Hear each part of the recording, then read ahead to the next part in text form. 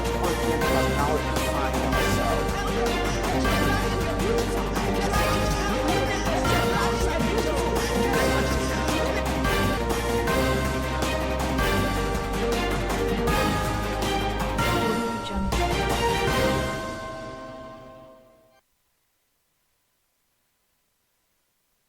In the news, Okonjo-Iweala resumes office as Director General. Nigeria to receive 3.92 million doses on Tuesday. Across Africa, Ghana's president becomes first COVAX vaccine recipient on the international scene.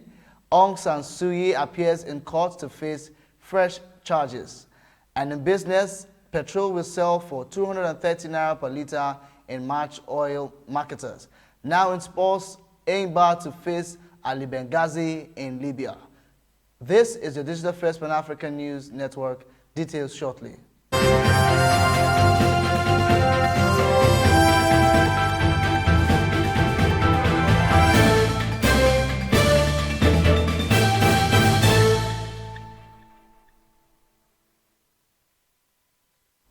This is your Digital First Pan-African News Network, TOS Television. I'm Musaze Isesele, and you're watching TOS News 360. Dr. Ngozi Okonjo-Iweala, former Nigerian finance minister and the first woman and African to be appointed as Director General of the World Trade Organization, resumed her first day of work as WTO chief. This was disclosed in a social media statement on Monday morning by the WTO. Okonjo-Iweala said the WTO has lots of work to do and she feels ready to start. On her first day, Dr. Iweala said she is coming into one of the most important institutions in the world with a lot of work to do, which she feels ready for. Addressing the WTO General Council immediately after taking office on 1st March, Director General Ngozi Okonjo-Iweala called on members to do things differently to achieve reforms necessary to keep the WTO relevant. She said we will need the cooperation of staff and management as the WTO is a membership-driven organization. She added that it cannot be business as usual. There needs to be a change in approach from debate and rounds of questions to delivering results, and there needs to be accountability to the people, the ordinary women and men and children. Meanwhile, prior to Ngozi Okonjo-Iweala's appointment as the new WTO DG, the headline of 2 Swiss February 9 report read, "This grandmother will be the new chief of the World Trade Organization." The newspaper was criticized for describing Okonjo-Iweala as a grandmother. In a February 26th letter, Samuel Skumacha, foreign editor-in-chief of the newspaper, said Jan Dick Heberman, the author of the article, did not use the inappropriate and unsuitable headline. The author of the article, Jan Dick Heberman, did not write this headline. We did not inform Haberman about this headline. Therefore, Haberman is not in any way responsible for this headline, the letter read. Haberman is our correspondent in Geneva and had fired off the article for publication. The original headline that Haberman drafted was "For the first time, an African woman moves to the top of the WTO." However, we, the editors, did not use this headline. Reacting to the apology, Okonjo-Iweala said it was necessary to call out inappropriate behavior whenever it occurs. This is your Digital First Pan-African News Network, TOS Television.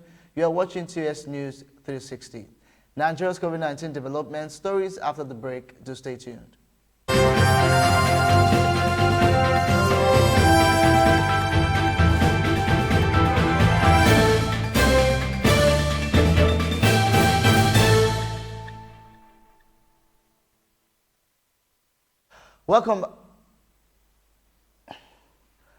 Welcome back. Nigeria expects to take delivery of 3.92 million doses of the COVID-19 vaccine on Tuesday, the third West African country to benefit from the COVAX facility after Ghana and Ivory Coast, the Presidential Task Force said on Sunday. Last week, Nigeria drug regulator approved the AstraZeneca/Oxford COVID-19 vaccine used in Nigeria. The dispatch is part of an overall 16 million doses planned to be delivered to Nigeria in batches over the next months by the COVAX facility, the task force said in a tweet. Nigeria expects to receive vaccine donations that will cover 1/5 of the population and then procure an additional 50% of its requirement to achieve herd immunity, Finance Minister Zainab Ahmed said. Ahead of the delivery of 3.92 million doses of the AstraZeneca Oxford COVID-19 vaccine, Nigerians can now register online for vaccination via the website of the National Primary Healthcare Development Agency, known as the Electronic Management of Immunization Data (MEID) registration portal. The platform captures data and schedules persons for COVID-19 vaccination. Making the announcement on Monday in a tweet, the National Primary Healthcare Development Agency said the registration can be done on its website at www.nphcda.gov.ng. Osage Ehanere, Minister of Health, said the launch of Teach and Electronic Management of Immunization Data will ensure a smooth rollout across the country. He said the first phase of the rollout will target frontline health workers, COVID-19 rapid response teams, laboratory network, petrol station workers, and strategic leaders, adults aged 50 years and above, and those with underlying conditions aged 18 to 49 are for phase 2, while phase 3 are for people in local government areas with high population of COVID-19 infection that missed phase 1 and 2, and 4 will be everybody else. Away from COVID-19 developments, a civil society organization under the aegis of Center for Credible Leadership and Citizens Awareness this Monday in the nation's capital x-rayed its observation on the judgment of the Supreme Court on the Cross River North Senatorial District election between Steve Ode and Jaribe Agom, which took place on the 25th of February 2021. TOS TV News' Rose Aldo has the details. Briefing the media, the Executive Director for Center for Credible Leadership and Citizens Awareness, Dr. Gabriel Nwambi, said the aim is to correct the wrong speculations about the Supreme Court ruling. We would then wish to ask if the judiciary is for buying and selling, if the judiciary is for money bags, if the judiciary is for the highest bidder. This further explains why Mr. President Buhari has made a genuine and concerted effort towards reforming the Nigerian judiciary as a formidable arm of government. Little wonder the judiciary still tops the chart of one of the most corrupt institutions in Nigeria. Dr. Nwambi notes that the Supreme Court did not nullify the certificate of return of the 7th Senator, Dr. Steve Ode. Neither was the seat declared vacant. We participated, we observed these election processes, and we know that as far as Cross River North Senatorial District is concerned, the People's Democratic Party fielded in one candidate, and that is Senator Steve Ode. And that is the man who also contested an election. And that is the man who has also been sworn in. The Center for Credible Leadership and Citizens Awareness are therefore saying that Steve Ode is the senator representing Cross River North Senatorial District, adding that his seat was not declared vacant, neither was his certificate of return nullified by any court of competent jurisdiction in Nigeria. Rose Audu, reporting for TOS News, Abuja.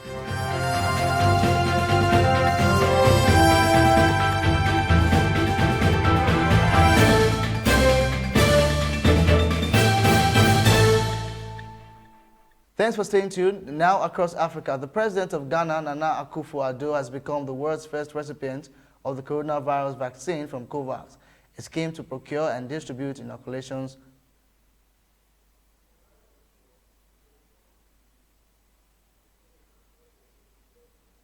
It's not like that here now. I'm reading what I'm giving, Oga. I'm reading what I'm giving. Let's go back and start from this part. Please, they will sort it out. We'll put the break when we get there.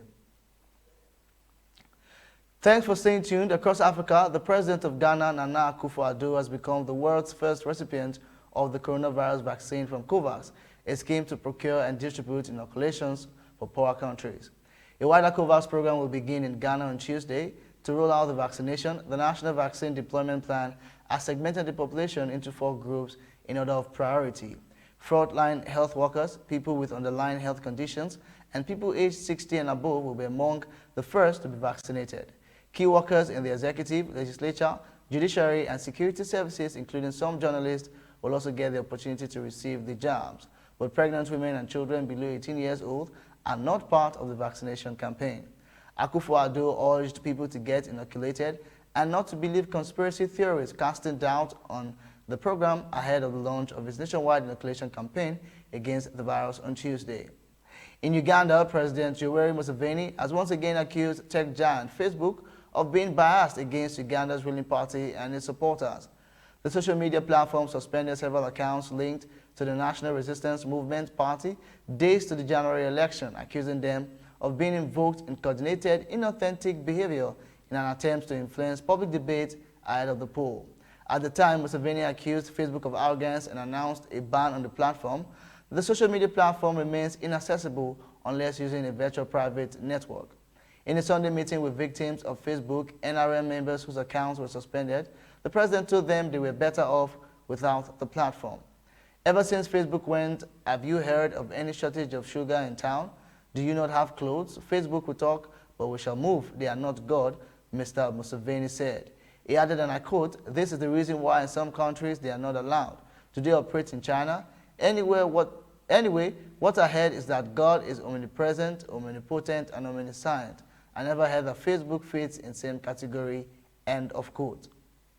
Fighters believed to be from the notorious Allied Democratic Forces have killed at least 10 civilians in 2 overnight attacks in the Eastern Democratic Republic of Congo, the army said on Sunday. At least 8 people were decapitated in the village of Boyo in the northeast Ituri province, while 2 others were shot dead in Kanama village by suspended ADF fighters. Army spokesperson Lieutenant Jules Gongo said soldiers were in pursuit of the attackers, he added. Local officials confirmed the 2 attacks, adding that houses were also burned in the violence. The ADF, which originated in the 1990s in western Uganda with the aim of creating a so-called Islamic State, have made their base in the eastern DRC since 1995. The group has been blamed for killing more than 800 civilians over the past year in both North Kivu and South Kivu provinces. While the army has conducted operations against them in the region since October 2019, it has not been able to put a stop to the massacre of civilians. You are still watching the Digital First Pan-African News Network, TOS Television. You are watching TOS News 360. Up next is stories from the international scene. Do stay tuned.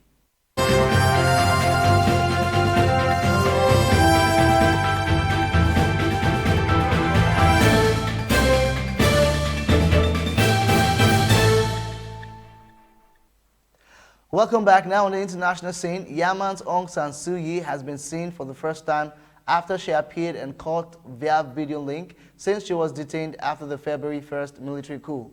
Ms. Suu Kyi originally faced 2 charges of illegally importing walkie-talkies and violating Yemen's natural disaster law, but further charges were added on Monday, including breaching COVID-19 restrictions during the election campaign and for causing fear and alarm. The initial charges carried sentences of up to 3 years in jail. It is not clear what punishment the new charges might carry, but she could reportedly be barred from running in future elections if convicted. The case has been adjourned till 15th of March. Meanwhile, protesters took to the streets again despite Sunday seeing the deadliest day seeing the deadliest day yet with 18 killed.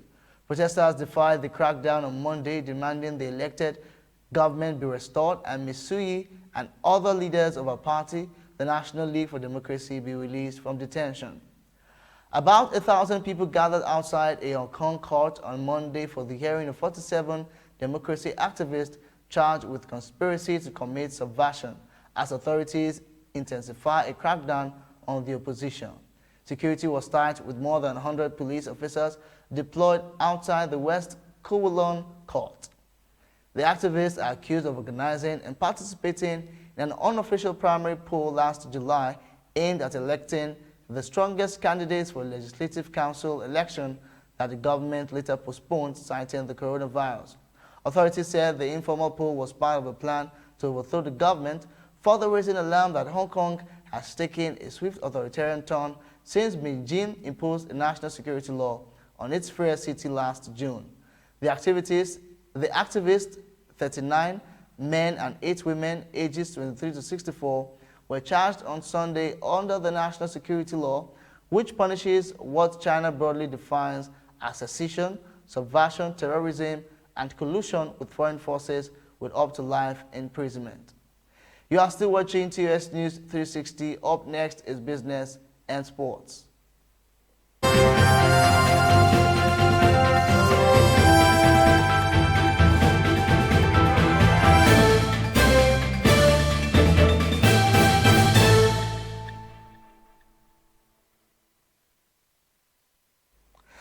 Welcome back. Now in business, oil marketers on Sunday said that premium motor spirit PMS, otherwise known as petrol, is to sell for as much as 230 naira per litre in March. This is coming against the background of insistence by the Nigerian National Petroleum Corporation (NNPC) that it has no plans to increase the price of petrol in March. There has been a reported reappearance of queues at filling stations in some parts of Lagos and Abuja, as panic buying and petrol hoarding occurs in some filling stations. According to a report, the National Operations Controller, Independent Petroleum Marketers Association of Nigeria (IPMAN), Mike Osatuyi, declared that the whole nation has crossed the bridge and that there was no hiding place for a hike in fuel price. While assuring Nigerians that the normal supply of petroleum products will soon be restored with the commencement of loading at various depots, Yakubu said the increase in the global price of crude oil has affected the price of petrol.